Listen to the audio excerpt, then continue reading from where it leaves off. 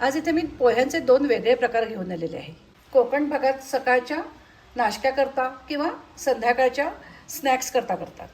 उन्हाळ्यात आपल्याला गरमागरम कांदे पोहे नको असतात, तेव्हा तुम्ही असे हे थंडगार दडपे पोहे करा, सगळ्यांना खूप आवडतील. हे पोहे झटपट तयार होतात आणि अतिशय चविष्ट असे हे पोहे लागतात. तेल तिखट मीठ पोहे तर अगदी 2 मिनिटात तयार होतात आणि हे दडपे पोहे करायला सुद्धा अजिबात वेळ लागत नाही. दोन्ही पोह्यांची चव वेगळी आहे, तरी सुद्धा दोन्ही पोहे अतिशय चविष्ट आहेत. नमस्कार, श्रेयाज रेसिपीमध्ये आपलं सगळ्यांचं खूप खूप स्वागत आहे.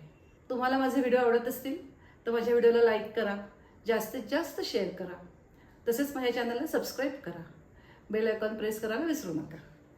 चला तर मग आता असं हे पोह्यांचे 2 प्रकार बघूया. हे पोह्यांचे प्रकार करायला आपल्याला पहिल्यांदा काय लागेल तर ओला नारळ. आता हा नारळ पहिल्यांदा मी फोडून घेते आणि नारळ खाऊन घेते आणि जे नारळातलं पाणी आहे ते सुद्धा आपल्याला वापरायचं आहे. आता दडपे पोह्यांचा पहिला प्रकार बघूया, तेल तिखट मीठ पोहे.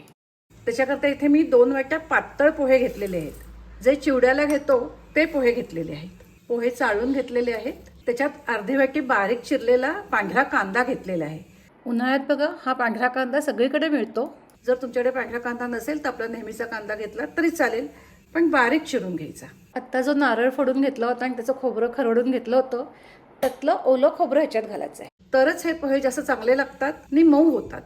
ताजं खवलेलं खोबरं अर्धी वाटी घालते ह्याच्यात. चवीचं मीठ घालायचं. अगदी थोडीशी साखर घालते.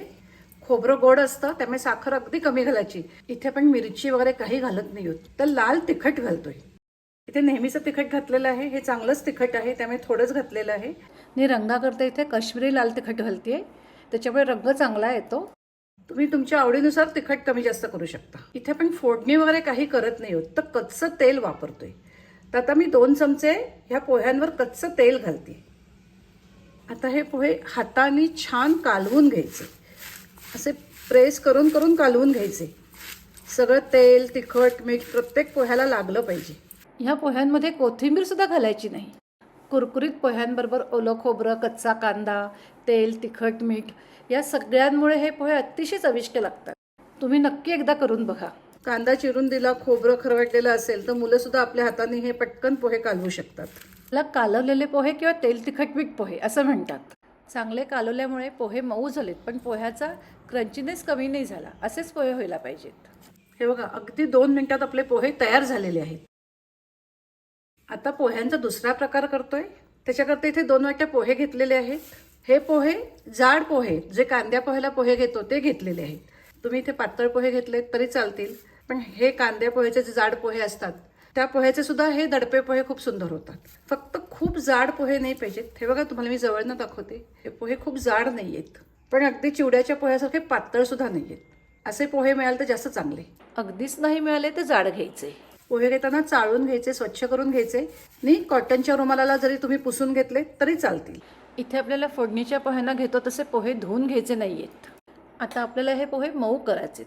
त्याच्याकरता तुम्ही इथे पाण्याचा हपका मारू शकता, किंवा तुम्ही ताजा नारळ जेव्हा फोडता तेव्हा ते नारळातलं जे पाणी असतं ते सुद्धा या पोह्यांना लावू शकता.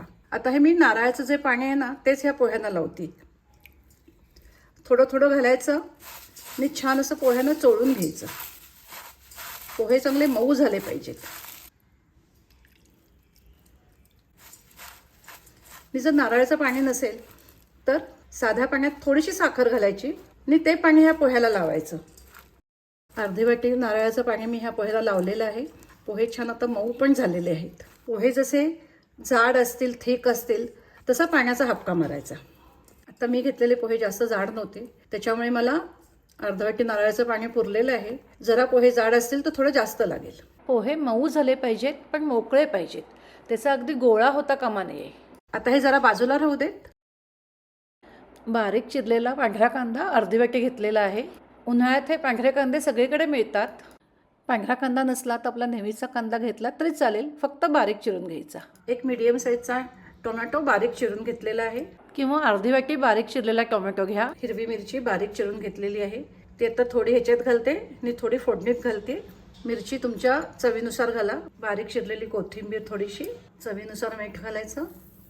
आपल्याला ह्याच्यामध्ये पोहे मिक्स करायचे, त्यामुळे आत्ताच व्यवस्थित मीठ आणि साखर घालायची. साखर अर्धा चमचा घालते.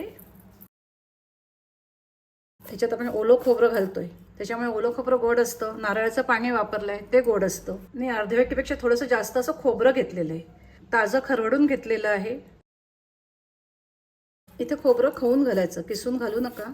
खवून घातलेलं खोबरं असतं त्याची चव जास्त चांगली येते आणि त्याच्यामुळे पोहे मऊ होतात. हे आता सगळं व्यवस्थित कालवून घेते, हातानेच कालवून घ्यायचं. कोशिंबीर कालवतो तसं हे कालवून घ्यायचं. आता हे सुद्धा 10 मिनिटाकरता बाजूला राहू दे. आता आपल्याला एक फोडणी करायची आहे. त्याच्याकरता एका लहान कढईत 3 चमचे तेल घेतलेलं आहे. तेल तापलं आहे, त्याच्यात थोडे शेंगदाणे घालते. ते आपल्याला तळून घालायचे आहेत पोह्यांवर.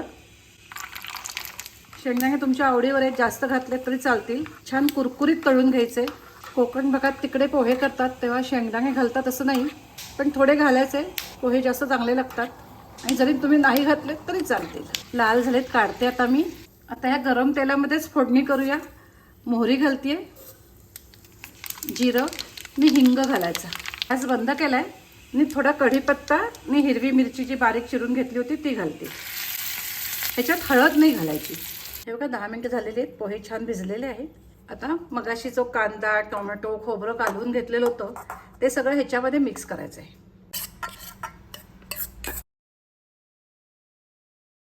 आता हे हातांनी व्यवस्थित मिक्स करून घ्यायचं, कालवून घ्यायचं. आता ह्याच्यावर आपल्याला फोडणी घालायची. फोडणी तयार केली होती ती घालते आणि आता हे हलक्या हाताने मिक्स करून घ्यायचं. तळलेले शेंगदाणे घालू, ते पोह्यात मिक्स करते. ते लिंबाचा रस, ताक काही घातलं नाही, तर फक्त टोमॅटो घातलेला आहे. पण जर तुम्हाला टोमॅटो घालायचा नसेल तर तुम्ही थोडासा लिंबाचा रस घातला तरी चालेल, किंवा आपण पाण्याचा जो हपका मारलाय त्याच्याऐवजी तुम्ही ताकाचा हपका मारलात तरी चालेल. पण मी तुम्हाला आता ज्या पद्धतीने दाखवलेत त्या पद्धतीने तुम्ही पोहे केले तर ते जास्त चांगले होतात. ह्याच्यात आपल्याला अजून एक गोष्ट घालायची, ती आहे पोह्याचा पापड किंवा पोह्याची मिरगुंड. ही भाजूनच घालायची, तळून नाही घालायची. हे बघा मी 3-4 मिरगुंड मायक्रोवेव्हला भाजून घेतली होती, ती आता बारीक करून ह्याच्यात घालते. ह्याच्यामुळे पोह्याची चव अजून वाढते, खूप सुंदर लागतात हे पोहे. 3-4च किंवा एकच पापड असा भाजून घालायचा, जास्त नाही घालायचा. खाताना मध्ये असा पापड आला की तो खूप सुंदर लागतो. आता परत एकदा हे सगळं हलक्या हाताने मिक्स करायचं. रंग किती सुरेख आलाय बघा, कलरफुल झालेले आहेत पोहे. ह्याला दडपे पोहे म्हणतात. दडपे पोहे म्हणजे दडपून पोहे ठेवून द्यायचे. तुम्ही पोह्यांवर असं एखादं लहान झाकण ठेवलं आणि त्याच्यावर असं काही ते वजन ठेवून द्यायचं आणि जरा वेळ 10 मिनिटं दडपून ठेवून द्यायचे पोहे. पण आता इथे मी हे पोहे दडपत नाहीये, कारण जे पोहे मी घेतले होते ते खूप जाड नव्हते, ते आत्ताच छान मऊ झालेले आहेत. पण जरा जाड पोहे असतील तर एक 10 मिनिटं दडपून पोहे ठेवून द्यायचे आणि नंतर मग खायला द्यायचे. दडपल्यामुळे कांदा, खोबरं, साखर ह्याच्यामुळे हे पोहे मऊ होतात. तर असे आपले हे दडपे पोहे तयार झालेले आहेत. हे आहेत तेल तिखट मीठ पोहे आणि हे आहेत दडपे पोहे. तर असं हे झटपट पोह्यांचे 2 प्रकार तयार झालेले आहेत.